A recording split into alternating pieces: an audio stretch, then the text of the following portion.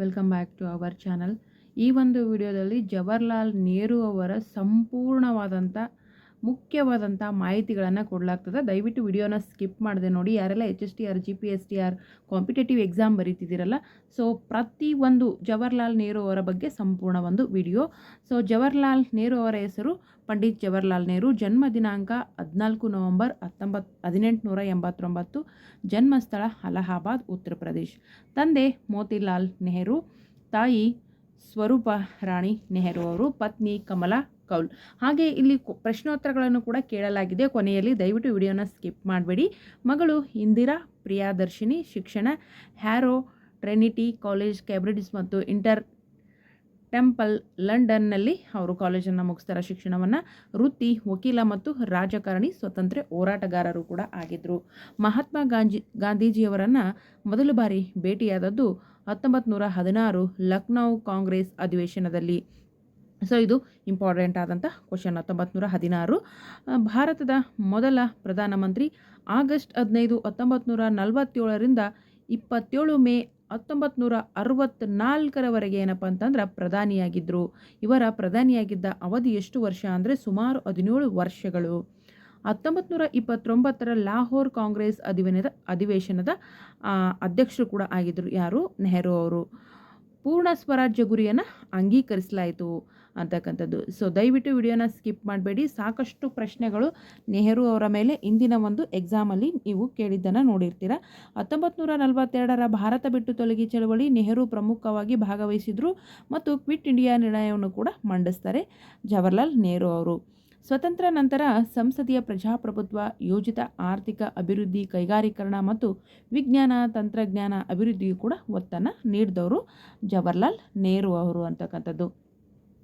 ವಿದೇಶಾಂಗ ನೀತಿ ವಿದೇಶಾಂಗ ನೀತಿಯನ್ನು ಅಲಿಪ್ತ ನೀತಿ ಮತ್ತು ಪಂಚಶೀಲ ತತ್ವಗಳಿಗೆ ಮಹತ್ವವನ್ನು ನೀಡ್ತಾರೆ. ಯಾರು? ನೆಹರು ಅವರು. ಸೊ ದೊಡ್ಡ ಅಣೆಕಟ್ಟುಗಳು ಬಾಕ್ರಾನಾಂಗಲ್, ಹೀರಾಕೂಡ್, ನಾಗಾರ್ಜುನ ಸಾಗರ ಮುಂತಾದ ಯೋಜನೆಗಳಿಗೆ ನೆಹರು ಅವರು ಏನಪ್ಪ ಅಂತಂದರೆ ಪ್ರೋತ್ಸಾಹನ ನೀಡಿದರು. ಬಾಕ್ರಾನಾಂಗಲ್, ಹೀರಾಕೂಡ್ ಮತ್ತು ನಾಗಾರ್ಜುನ ಸಾಗರ. ಕೈಗಾರಿಕೆ ಅಂತ ಬಂದಾಗ ಭಿಲಾಯಿ, ರೌರ್ಕೆಲಾ, ದುರ್ಗಾಪುರ ಉಕ್ಕಿನ ಕಾರ್ಖಾನೆಗಳ ಅಭಿವೃದ್ಧಿಗೆ ಕೂಡ ಒತ್ತನ್ನು ನೀಡಿದಂಥವರು ನಮ್ಮ ಚಾಚಾ ನೆಹರು ಅವರು. ವಿಜ್ಞಾನ ಅಂತ ಬಂದಾಗ ವೈಜ್ಞಾನಿಕ ಮನೋಭಾವ ಮತ್ತು ವೈಜ್ಞಾನಿಕ ಸಂಶೋಧನೆಗೆ ಹೆಚ್ಚಿನ ಒಂದು ಪ್ರಾಮುಖ್ಯತೆಯನ್ನು ನೀಡಿದವರು.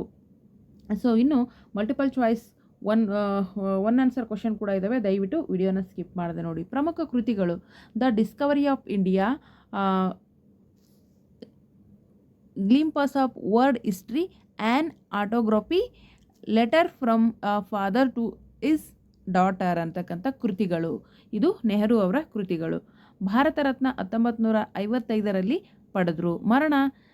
ಅವರ ಒಂದು ಮರಣ ಎಷ್ಟರಲ್ಲಿ ಆಯಿತು ಅಂತಂದರೆ 27 ಮೇ 1964 ನವದೆಹಲಿಯಲ್ಲಿ ಆಯಿತು. ಮಕ್ಕಳ ದಿನಾಚರಣೆ ನವೆಂಬರ್ 14 ನಾವು ಮಕ್ಕಳ ದಿನಾಚರಣೆ ಅಂತ ಆಚರಿಸ್ತೀವಿ. ಅದು ಯಾರ ಒಂದು ಹೆಸರಿನಲ್ಲಿ ಅಂತಂದರೆ ಚಾಚಾ ನೆಹರು ಅವರ ಒಂದು ಹೆಸರಲ್ಲಿ ಅಂತಲೇ ಹೇಳ್ಬೋದು ಆಚರಿಸಲಾಗ್ತದೆ. ಅವರು ಜನ್ಮದಿನವನ್ನು ಭಾರತದ ಮಕ್ಕಳ ದಿನಾಚರಣೆಯನ್ನಾಗಿ ಆಚರಿಸಲಾಗ್ತದೆ.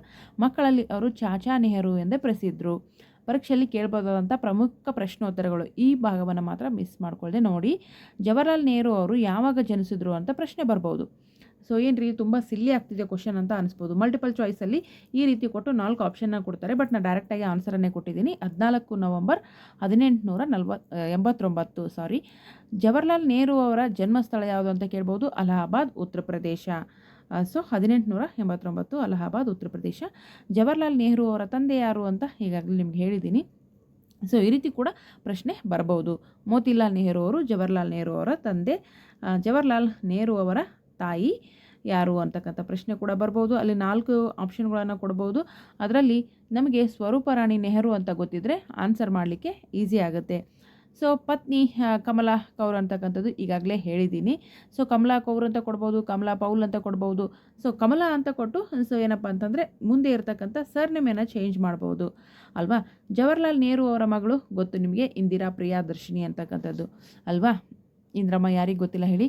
ಭಾರತದ ಮೊದಲ ಪ್ರಧಾನಮಂತ್ರಿ ಯಾರಪ್ಪ ಅಂತಂದರೆ ಸೊ ನಮ್ಮ ಜವಾಹರ್ಲಾಲ್ ನೆಹರು ಅವರು ಅಂತಕ್ಕಂಥದ್ದು. ಸೊ ಇಸ್ವಿ ಅಂತ ಬಂದಾಗ ನಾನು ಈಗಾಗಲೇ ಹೇಳಿದ್ದೀನಿ. ನೆಹರು ಅವರು ಭಾರತದ ಪ್ರಧಾನಮಂತ್ರಿಯಾಗಿ ಯಾವ ಅವಧಿಯಲ್ಲಿ ಸೇವೆ ಸಲ್ಲಿಸಿದ್ರು ಅಂತಕ್ಕಂಥದ್ದು. ಯಾವ ಅವಧಿಯಲ್ಲಿ ಅಂತಂದ್ರೆ ಆಗಸ್ಟ್ 15, 1947ರಿಂದ ಮೇ 27 ಮೇ 1964ರವರೆಗೆ ಏನಪ್ಪ ಅಂತಂದ್ರೆ ಪ್ರಧಾನಿಯಾಗಿ ಸೇವೆಯನ್ನು ಸಲ್ಲಿಸ್ತಾರೆ. 1927ರ ಲಾಹೋರ್ ಕಾಂಗ್ರೆಸ್ ಅಧಿವೇಶನದ ಅಧ್ಯಕ್ಷರು ಯಾರಾಗಿದ್ದರು ಅಂತಂದ್ರೆ ಜವಾಹರ್ಲಾಲ್ ನೆಹರು ಅವರು.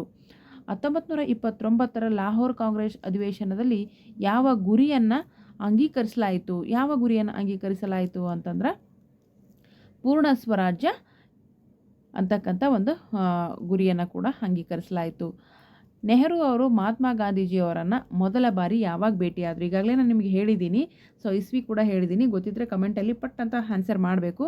1916ರಲ್ಲಿ ಲಖನೌ ಕಾಂಗ್ರೆಸ್ ಅಧಿವೇಶನದಲ್ಲಿ ಪ್ರಪ್ರಥಮ ಬಾರಿಗೆ ಮಹಾತ್ಮ ಗಾಂಧೀಜಿಯವರನ್ನು ನೆಹರು ಅವರು ಭೇಟಿಯಾಗ್ತಾರೆ. 1916 ಲಖನೌ ಕಾಂಗ್ರೆಸ್ ಅಧಿವೇಶನ, ಇದು ಇಂಪಾರ್ಟೆಂಟ್. 1942ರ ಭಾರತ ಬಿಟ್ಟು ತೊಲಗಿ ಚಳವಳಿಯಲ್ಲಿ ನೆಹರು ಅವರ ಪಾತ್ರ ಏನಪ್ಪ ಅಂತಂದ್ರೆ ಅವರು ಕ್ವಿಟ್ ಇಂಡಿಯಾ ನಿರ್ಣಯವನ್ನು ಮಂಡಿಸ್ತಾರೆ. ಚಳವಳಿಯಲ್ಲಿ ಪ್ರಮುಖ ಪಾತ್ರವನ್ನು ಕೂಡ ವಹಿಸ್ತಾರೆ ಜವಾಹರ್ಲಾಲ್ ನೆಹರು ಅವರು. ನೆಹರು ಅವರ ಪ್ರಸಿದ್ಧ ಕೃತಿಗಳು ಈಗಾಗಲೇ ನಾನು ನಿಮಗೆ ಹೇಳಿದ್ದೀನಿ, ಸೊ ಮತ್ತೆ ರಿಪೀಟ್ ಬಂದಿದೆ. ಈ ಥರ ಕ್ವಶನ್ ಬರ್ಬೋದು. ದ ಡಿಸ್ಕವರಿ ಆಫ್ ಇಂಡಿಯಾ ಅಂದರೆ ಭಾರತದ ಅನ್ವೇಷಣೆ ಅಂತಕ್ಕಂಥದ್ದು. ಸೊ ಅದೇ ರೀತಿ ಗ್ಲೈಂಪಸ್ ಆಫ್ ವರ್ಲ್ಡ್ ಹಿಸ್ಟ್ರಿ ಅಂದರೆ ಯಾರ ಕೃತಿ ಅಂತ ಕೇಳ್ಬೋದು. ಇದು ನೀವು ಜವಾಹರ್ಲಾಲ್ ನೆಹರು ಅವ್ರದ್ದು ಅಂತ ನಿಮಗೆ ಗೊತ್ತಿರಬೇಕು. ಸೊ ಇನ್ನೊಂದು ಕೃತಿ ಇದೆ, ಆ್ಯನ್ ಆಟೋಗ್ರಫಿ, ಯಾರ ಕೃತಿ ಅಂತಂದ್ರೆ ಇದು ಕೂಡ ಜವಾಹರ್ಲಾಲ್ ನೆಹರು ಅವ್ರದ್ದು. ಇನ್ನೊಂದು ಇದೆ ಏನಪ್ಪ ಅಂತಂದರೆ, ಸೊ ನೋಡಿ, letters from A father to his daughter, ಯಾರಿಗೆ ಬರೆದ ಪತ್ರಗಳ ಸಂಕಲನ ಅಂತಕ್ಕಂಥ ಪ್ರಶ್ನೆ. ಅವ್ರ ಮಗಳು ಯಾರು ಅಂತಂದರೆ ಇಂದಿರಾ ಅಲ್ವಾ, ಇಂದಿರಾಗೆ ಬರೆದಂಥ ಪತ್ರಗಳಿದು. ಸೊ ಈ ರೀತಿ ಸಾಕಷ್ಟು ಪ್ರಶ್ನೆಗಳನ್ನು ಕೂಡ ಕೇಳಲಾಗ್ತದೆ. ಅದೇ ರೀತಿ ಏನಪ್ಪ ಅಂತಂದರೆ ವಿಡಿಯೋನ ಸ್ಕಿಪ್ ಮಾಡದೆ ನೋಡಿ. ನೆಹರು ಅವರ ಬಗ್ಗೆ ಒಂದೇ ವಿಡಿಯೋದಲ್ಲಿ ಸಂಪೂರ್ಣವಾದಂಥ ಮಾಹಿತಿಯನ್ನು ಕೂಡ ಕೊಡಲಾಗಿದೆ. ನೆಹರು ಅವರ ಜನ್ಮದಿನವನ್ನು ಯಾವ ದಿನವನ್ನಾಗಿ ಆಚರಿಸ್ತಾರ ಅಂತ ಪ್ರಶ್ನೆ ಕೇಳ್ಬೋದು. ಮಕ್ಕಳ ದಿನಾಚರಣೆಯನ್ನು ನವೆಂಬರ್ 14ರಂದು ಆಚರಿಸ್ತಾರಲ್ಲ, ಹಿಂಗೂ ಕೇಳ್ಬೋದು. ಮಕ್ಕಳ ದಿನಾಚರಣೆಯನ್ನು ಯಾರ ನೆನಪಿಗಾಗಿ ಆಚರಣೆ ಮಾಡಲಾಗ್ತದ ಅಂತಕ್ಕಂಥದ್ದು.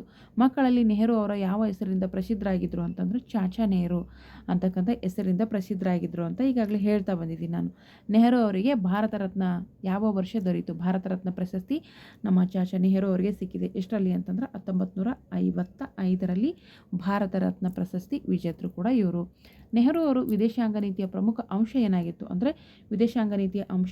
ನೆಹರು ಅವರದ್ದು ಅಲಿಪ್ತ ನೀತಿ ಅಂತಕ್ಕಂಥ ಒಂದು ನಾನ್ ಇನ್ಲೆಗಮೆಂಟ್ ಅಂತಕ್ಕಂಥ ಪಂಚಶೀಲ ಅಲಿಪ್ತ ನೀತಿ ಅಂತಕ್ಕಂಥದ್ದನ್ನು ಇವರ ಒಂದು ಏನಪ್ಪ ಅಂತಂದ್ರೆ ವಿದೇಶಾಂಗ ನೀತಿಯಾಗಿತ್ತು. ನೆಹರು ಅವರು ಯಾವ ರೀತಿಯ ಆರ್ಥಿಕ ವ್ಯವಸ್ಥೆಗೆ ಒತ್ತು ನೀಡಿದ್ರು?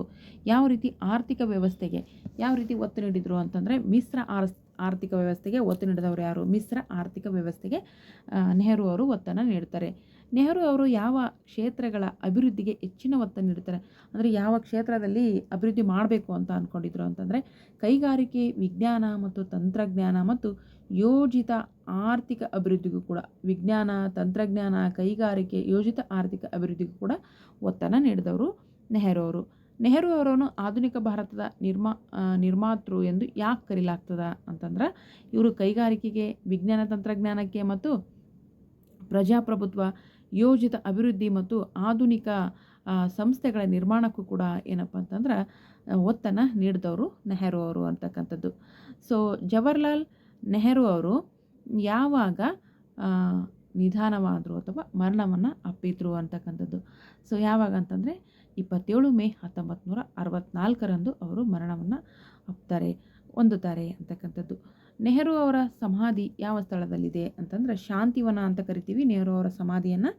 ಸೊ ಇದು ನವದೆಹಲಿಯಲ್ಲಿ ಇದೆ. ಇದೇ ರೀತಿ HSTR GPSTRಗೆ ತುಂಬ ಮುಖ್ಯವಾದಂಥ ಪ್ರಶ್ನೆಗಳನ್ನು ನಿಮಗೆ ಬೇಕು ಅಂದರೆ ನಾನು ಕೊಡ್ತೀನಿ. ನೀವು ನೆನಪಿಟ್ಟುಕೊಳ್ಬೇಕಾದಂಥ 5 ಅಂಶಗಳು ಏನಪ್ಪ ಅಂತಂದರೆ 14/11/1889 ಜನನ, 1929 ಲಾಹೋರ್ ಕಾಂಗ್ರೆಸ್, ಅದ್ರಾಗ ಏನಂತಂದ್ರೆ ಪೂರ್ಣ ಸ್ವರಾಜ್ಯನ ಘೋಷಣೆ ಮಾಡ್ತಾರೆ. 15/8/1947 ಭಾರತದ ಮೊದಲ ಪ್ರಧಾನಮಂತ್ರಿ ಆಗ್ತಾರೆ. 55ರಲ್ಲಿ ಭಾರತ ರತ್ನ ಪ್ರಶಸ್ತಿ ಪಡ್ಕೊಳ್ತಾರೆ. 27/5/1964ರಲ್ಲಿ ಮರಣ ಹೊಂದ್ತಾರೆ ಅಂತಕ್ಕಂಥದ್ದು. ಖಂಡಿತ ಈ ವಿಡಿಯೋ ನಿಮಗೆ ಇಷ್ಟ ಆದರೆ ದಯವಿಟ್ಟು ವಿಡಿಯೋಗೆ ಒಂದು ಲೈಕ್ ಮಾಡಿ, ಚಾನಲ್ ಸಬ್ಸ್ಕ್ರೈಬ್ ಮಾಡಿಕೊಂಡು ಸಪೋರ್ಟ್ ಮಾಡಿ. ಥ್ಯಾಂಕ್ ಯು, ಧನ್ಯವಾದಗಳು.